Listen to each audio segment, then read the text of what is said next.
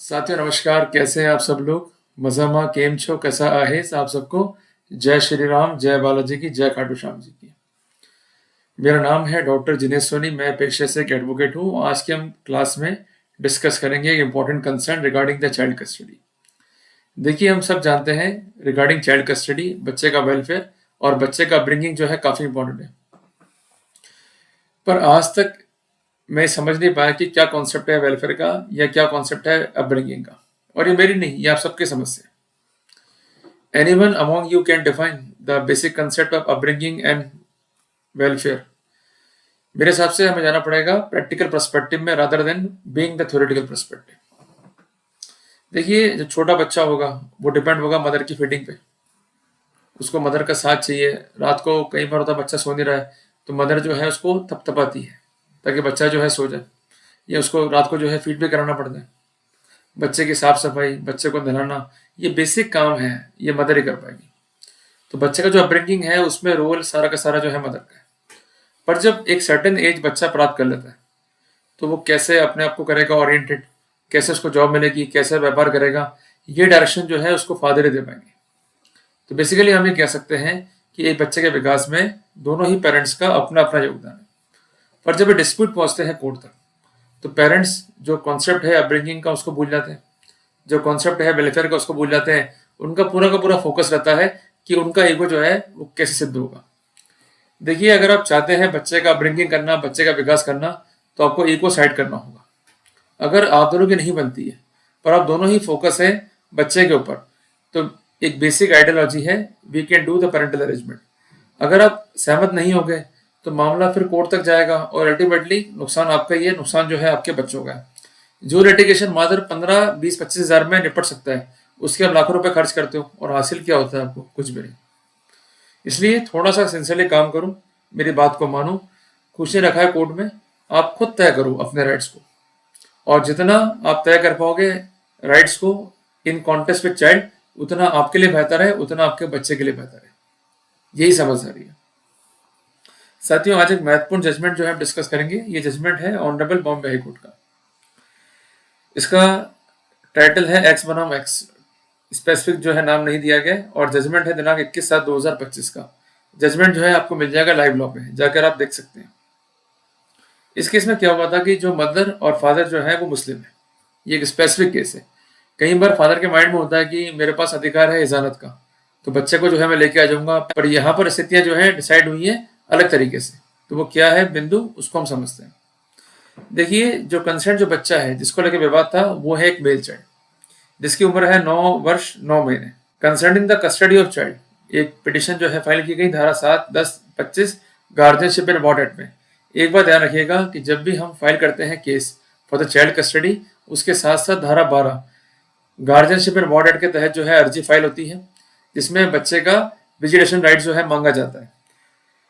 इस केस में कहना यह था हस्बैंड का कि जो कंसर्न लेडी है ये मुझे हैरेस करती है, ये टोटली नॉन कोऑपरेटिव है, she is not willing to reside with me, and apart from that ये बच्चे के भविष्य के लिए भी हानिकारक है, इसलिए कस्टडी जो है मुझे दी जाए।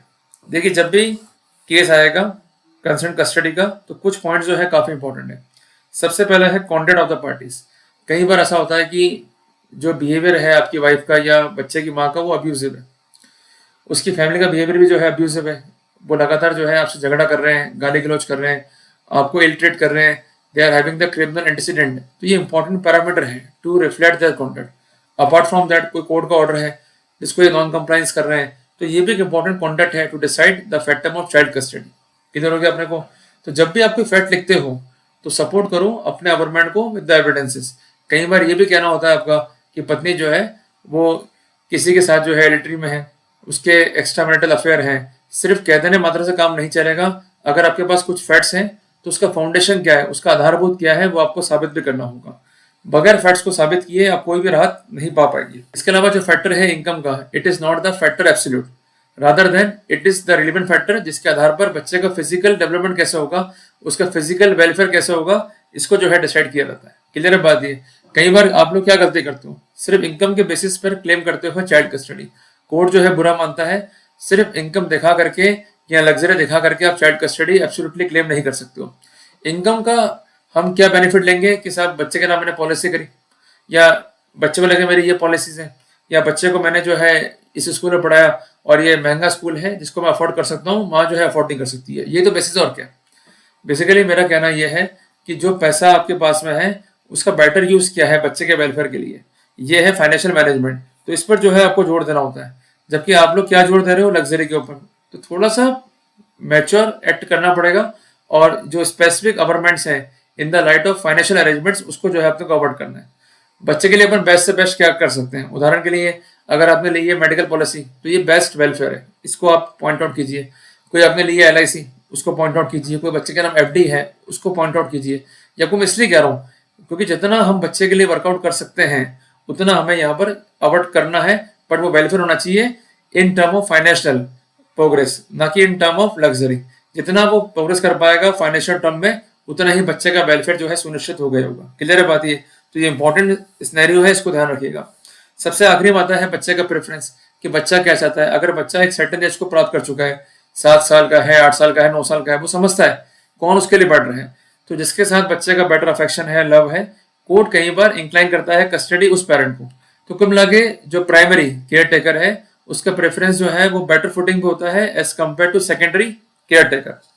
देखिए, रिगार्डिंग द चाइल्ड वेलफेयर जो इंपॉर्टेंट प्रिंसिपल है ये इंकॉर्पोरेट किए गए हैं धारा 17 गार्जियनशिप एंड बॉर्ड एक्ट के अंदर।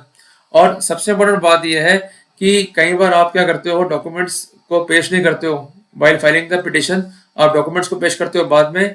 ऐसा गलती मत करो। जब भी आप केस फाइल करो, support your case and government with supporting evidences, evidence को पेश करो। बाद में आप पेश करोगे तो अपोजिट पार्टी जो है आपत्ति ले सकती है। कई बार ऐसा भी होता है कि आप नीचे केस हार गए, फिर डॉक्यूमेंट जो है पेश कर रहे हो अपील की स्टेज पे। ये प्रैक्टिस जो है आपको अवॉइड करनी चाहिए। अब मैं आ रहा हूँ स्पेसिफिक पॉइंट पे। मुस्लिम समाज में जो पिता है वो कहता है कि साहब मुझे अधिकार है इजाजत का, ऐसे सिनेरियो में बच्चा जो है मुझको दिया जाए और मैं कस्टडी के लिए जो है एलिजिबल हूँ। अब यहाँ पर प्रश्न ये बनता है कि ऑलरेडी हमारे पास कानून है गार्जियनशिप एंड बॉर्ड, उसके होते हुए धारा 17 सब क्लॉज 2 के होते हुए क्या इजाजत का जो प्रोटोकॉल है वो प्रिवेल करेगा इनके ऊपर या नहीं। देखिए, हमारे पास 2 स्कूल हैं, एक तो है सुन्नी स्कूल और दूसरा है शिया स्कूल। दोनों जो है रिकॉग्नाइज करते हैं द कॉन्सेप्ट ऑफ हिजानत। पर मोटे मोटे बात यह है कि जो बच्चे का वेलफेयर जो है वो काफी इंपॉर्टेंट है।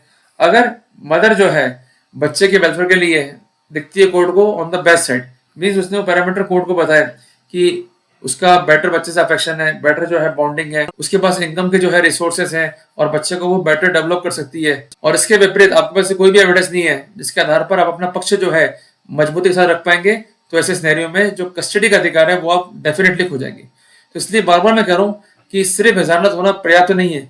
अदर पैरामीटर कि आपका अफेक्शन क्या है, बॉन्डिंग क्या है, आपका इनकम कैपेसिटी क्या है और किस तरीके से वेलफेयर कर पाएंगे, ये भी आपको रखने होंगे।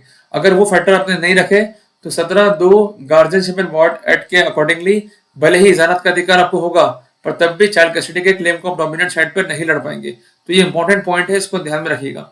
और इसके अलावा जब भी आप केस कॉन्टेस्ट कर रहे हैं चाइल्ड कस्टडी का, एक महत्वपूर्ण फैसला है ऑनरेबल सुप्रीम कोर्ट का जिसका साइटेशन है 2009 वॉल्यूम 1 SCC पेज नंबर 42। तो ये इंपॉर्टेंट अपडेट है आपके राइट्स को लेकर, बच्चे के अधिकारों को लेकर और बच्चे के कस्टडियल राइट्स को लेकर। जल्दी मिलेंगे एक नए टॉपिक के साथ। टिल देन, जय हिंद, जय भारत।